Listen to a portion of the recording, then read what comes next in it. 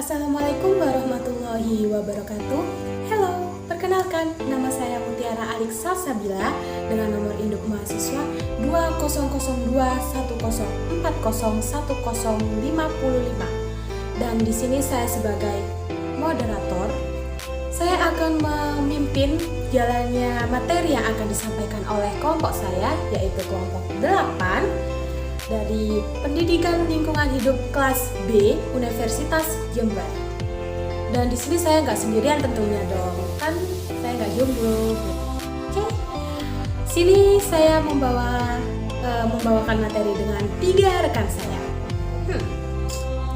Kira-kira siapa aja ya mereka? Penasaran nggak? Yang pasti ganteng-ganteng dan cantik-cantik dong. Penasaran siapa aja? Check this out. Assalamualaikum warahmatullahi wabarakatuh. Perkenalkan, nama saya Faisal Adisma dengan nomor induk mahasiswa 200210401078. Assalamualaikum warahmatullahi wabarakatuh. Halo, ketemu lagi sama saya Mega Rizky sebagai kelompok 8 membahas tentang kesehatan lingkungan. So, langsung aja kita masuk ke intinya. Jadi, untuk kelompok 8 ini bakal membawakan mengenai tema kesehatan lingkungan. Masalah-masalah apa aja yang timbul dari kesehatan lingkungan kita saat ini. Sebelum itu, kalian udah tahu belum apa itu pengertian dari kesehatan lingkungan? Kalau buat kalian-kalian yang belum tahu tentang apa itu kesehatan lingkungan, nih, Muti bakal kasih tahu. Jadi, kesehatan lingkungan itu merupakan cabang dari ilmu kesehatan masyarakat yang mencakup semua aspek alam dan lingkungan yang mempengaruhi kesehatan manusia. Jadi singkatnya apa sih Mut kesehatan lingkungan itu?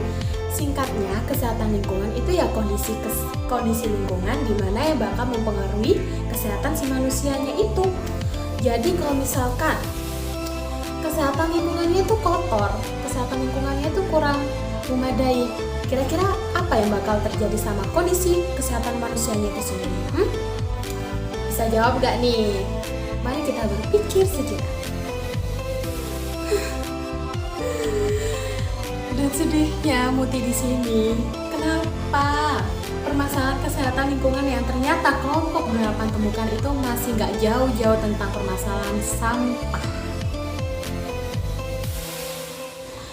Kalian udah ngerti belum apa pengertian dari sampah? Jadi sampah itu merupakan material sisa yang tidak diinginkan setelah berakhirnya suatu proses.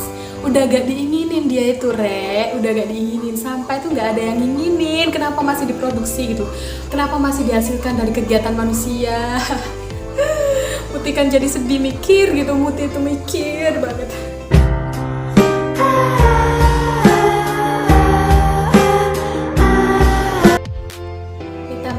Polusi yang dihasilkan dari sampah ini udah banyak banget, Yang pertama, polusi udara. Polusi udara udah baunya, pasti baunya sampah ini loh, kok gak enak banget sih. Tapi kalian disuruh mengurangi gak mau, disuruh mengolah juga gak mau. Terus sampahnya mau gimana? Mau jalan sendiri? Kan gak mungkin. Yang kedua, polusi tanah. Sampah itu juga bisa jadi polusi tanah. Kenapa? Coba lihat, kalau ada yang bilang nih sambat, tanamanku kok gak tumbuh subur ya. Coba kalian lihat sekitarnya masih ada sampah gak tuh? Sampahnya udah diolah dengan benar apa belum nih? Yang ketiga, polusi air. Sadar gak kalian kalau ternyata di laut kita setiap tahunnya ada sampah yang terbuang di sana. Makanya mermaid kena sesak napas mereka di sana. Karena manusia menghasilkan banyak sampah dan dibuang ke sana.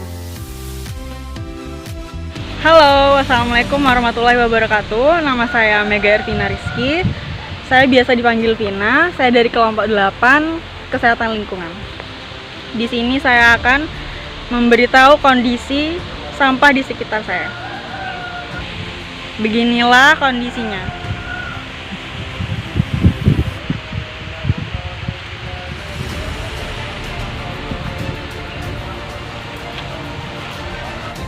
Nah, dampak dari keadaan sungai sampah yang kayak gitu di pinggir sungai itu itu benar-benar ngasih dampak yang benar-benar buruk bagi kesehatan.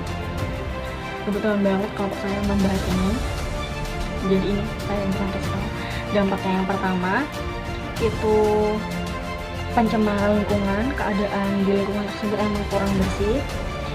Terus airnya di sekitaran lingkungan itu juga kurang bersih karena ya itu sampah-sampah kayak gitu. Terus mengganggu pandangan juga, pas lewat itu juga bau banget, mengganggu penciuman, mengganggu pandangan juga kotor banget. Terus selain itu bisa menimbulkan banyak penyakit kayak sampah-sampah kayak gitu, bisa kayak DBD, terus tipes, hepatitis. Seperti yang kita tahu di Jember ini kan lagi maraknya hepatitis waktu itu. Alhamdulillah sekarang udah kayak membaik. Dan karena permasalahan kesehatan lingkungan yang ditemukan oleh kelompok 8 masih gak jauh-jauh tentang sampah. Jadi kelompok 8 udah menawarkan beberapa solusi dari masalah yang terjadi. Jadi untuk solusi yang ditawarkan oleh kelompok 8 ada beberapa nih. Yang pertama, ketika kalian lagi jalan-jalan bareng doi, bareng pacar, bareng selingkuhan, bareng sahabat, bareng musuh, bareng tetangga, ke mall, ke minimarket, ke supermarket, alangkah baiknya kalian bawa tas ya. Kalian bawa tas seperti ini untuk barang bawaan belanjaan kalian. Jadi kalian udah gak perlu repot-repot lagi nih ketika ditawari sama kasirnya, "Mbak, pakai kantong kresek." No, enggak, saya nggak butuh gitu. Udah, oke? Saya sudah bawa tas sendiri. Bilang gitu ke kasirnya, nggak apa-apa kan? Jadi kalian udah nggak perlu repot-repot beli lagi, dimana itu mubazirin uang kalian yang bisa kalian tabung. Kalian mubazirin buat ngotorin kesehatan lingkungan kalian yang pastinya bakal mempengaruhi juga ke kesehatan kalian. Ada lagi nih yang kedua, solusi dari Rina. Oke banget solusinya. Jadi silakan kalian ya. Sama sembarangan. Dan kalau misal pun kita lagi di kendaraan umum kayak misal pesawat atau di kereta api atau di kapal laut, kita jangan suka buang-buang sampah sembarangan. Kalau misalkan kepepet banget gak ada tempat sampah di saat itu, kita bawa dulu itu sampahnya, terus kita bawa ke dalam tas yang kita bawa, terus cari tempat setelah menemukan tempat sampah kita buang di situ. Jadi biar akal lebih kayak gitu ya teman-teman. Terus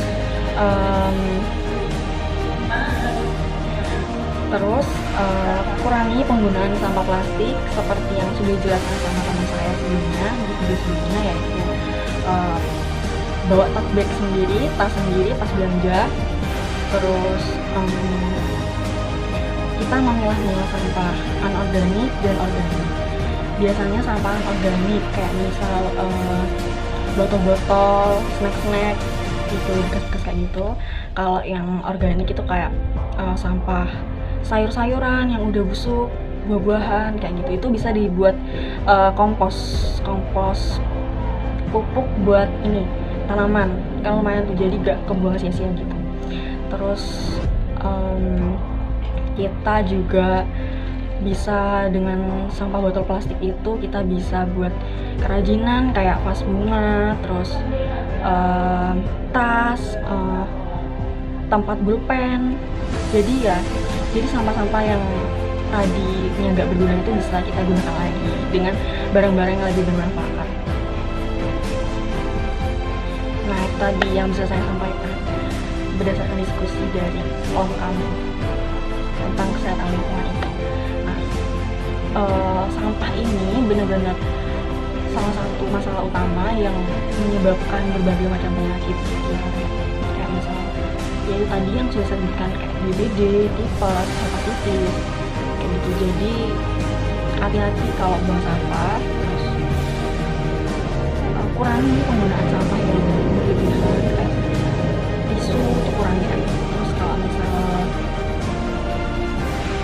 kalau misal kayak di rumah tuh kayak gitu